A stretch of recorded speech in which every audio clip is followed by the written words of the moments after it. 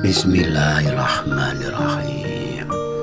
Assalamualaikum warahmatullahi wabarakatuh. Wahai anak-anakku, murid-muridku yang senantiasa dirahmati oleh Allah Subhanahu wa Ta'ala. Kita lanjutkan ngaji kita, ngaji belajar urip, dan masih membahas rahasia tapak liman. Kali ini kita sampai pada jari manis yang menjadi simbol innalillah. Mengapa demikian? Jari manis adalah jari yang paling indah di antara kelima jari-jari yang lain. Oleh karena itu, cincin kita pakai di jari tersebut. Lalu apa hubungannya dengan innalillah? Bila dalam hidup ini kita sering mengalami musibah, sering mengalami masalah, termasuk sering kehilangan, baik itu harta, tanah, rumah, pekerjaan, atau bahkan kehilangan orang yang kita cintai, maka hidup kita akan terasa pahit, terasa getir.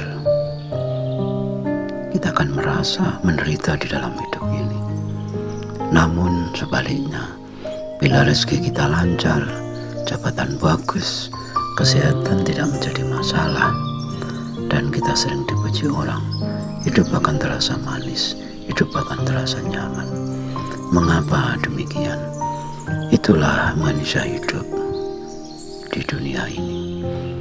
Rasa kehilangan muncul karena kita merasa memiliki, sehingga timbul rasa takut. Tentu saja takut kehilangan.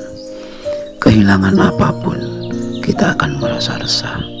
Semisal kita kehilangan kunci rumah kita dalam kondisi digembok, padahal kita masih bisa menjongelnya. Bagi pekerja, PHK adalah hantu yang sangat menakutkan. Bila kita penjual, kehilangan pelanggan membuat kita panik, dan seterusnya, dan seterusnya. Bagaimanakah mengatasi rasa kehilangan ini? Bagi kita yang sangat miskin, rumah jelek, dan bahkan hampir tanpa perabotan, pencuri yang masuk rumah kita adalah pencuri yang salah alamat. Kita tidak mungkin takut kehilangan barang, lantaran kita tidak punya apa-apa. Kalau kita miskin, yang kita takutkan adalah besok kita makan apa.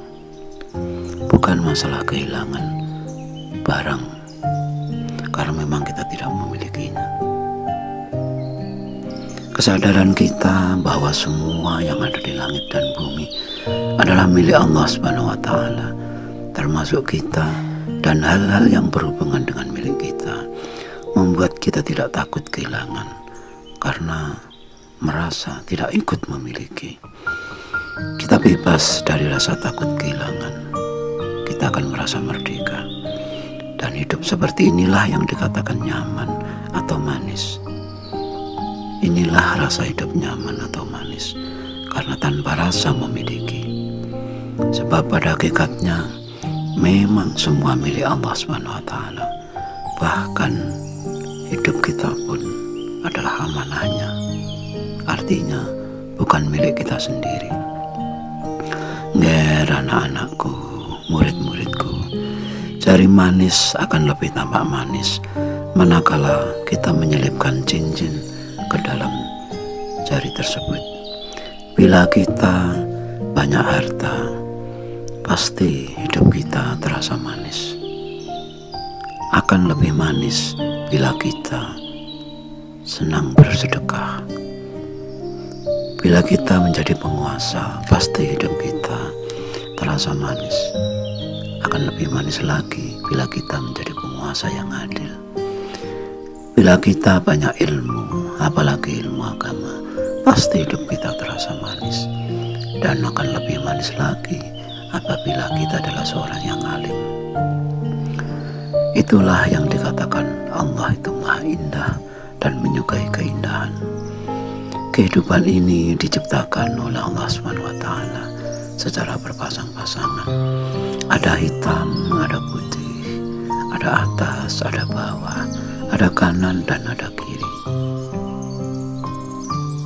Ada yang baik dan ada yang buruk dan seterusnya.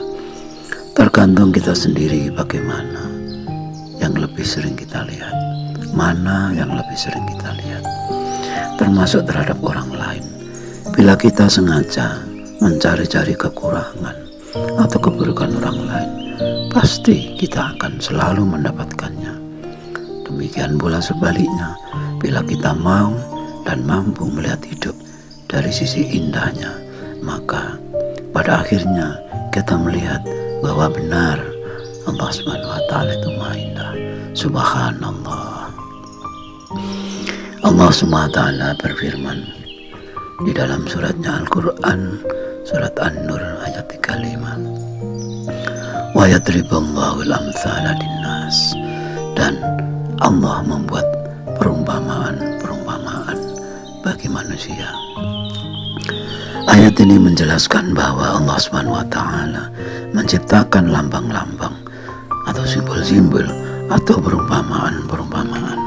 Misalnya Allah SWT membangkitkan orang-orang yang telah mati dengan perumpamaan tanah yang telah gersang akibat kemarau berbulan-bulan atau bahkan bertahun-tahun, seperti yang pernah terjadi di Ethiopia, Afrika.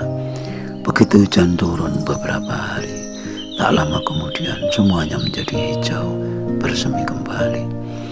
Apa yang telah mati menjadi hidup kembali. Sungai yang telah lama kering, begitu turun hujan beberapa hari, sungai itu penuh dengan air. Dan tentu saja ada ikannya. Dari mana ikan itu berasal? Banyak hal yang terjadi dalam kehidupan yang tidak mampu kita mengerti, yang tidak mampu kita pahami, lantaran kita terhijab oleh keinginan kita sendiri untuk selalu hidup enak, nyaman, dan serba manis. Maka tidak mengherankan apabila sekarang merebak penyakit kencing manis atau diabetes, karena mental kita yang suka menuntut hal-hal yang selalu manis, atau dengan kata lain, mau enaknya saja, mau untungnya saja. Dan tentu saja hal-hal seperti ini bertentangan dengan kenyataan hidup yang serba berpasangan, di mana ada siang, di situ ada malam, di mana ada hitam, di situ ada putih, di mana ada manis, di situ ada pahit, di mana ada pujian, di situ ada hinaan. Kalau kita hanya mau yang mudah saja, lalu sulitnya diberikan kepada siapa? Ya, murid-muridku, anak-anakku, banyak-banyaklah menanamkan wirid innalillah ini, agar kita senantiasa terjaga kesadaran akan jati diri kita. Kita ini milik siapa? Siapakah pemilik kehidupan ini? Dan siapakah yang lebih berkuasa selain yang memiliki? Jangan sampai kita kehilangan kesadaran diri hanya lantaran sekarang dalam kondisi ibarat roda, kita sedang di atas, semuanya serba mudah, semuanya serba indah. Ingatlah, roda kehidupan terus berputar. Yang sekarang di atas, siap-siaplah menuju ke bawah. Yang sekarang di bawah, janganlah kecil hati bahwa kita akan menuju ke atas. Selama kehidupan masih berjalan, roda kehidupan akan terus berputar. Itulah hidup yang telah berjalan ribuan tahun dan akan tetap selalu seperti itu. Subhanallah. Sekian dulu wejangan yang jabar. Mohon maaf atas segala kekurangan dan semoga bermanfaat. Amin, amin, amin. Ya Rabbal Alamin. Wassalamualaikum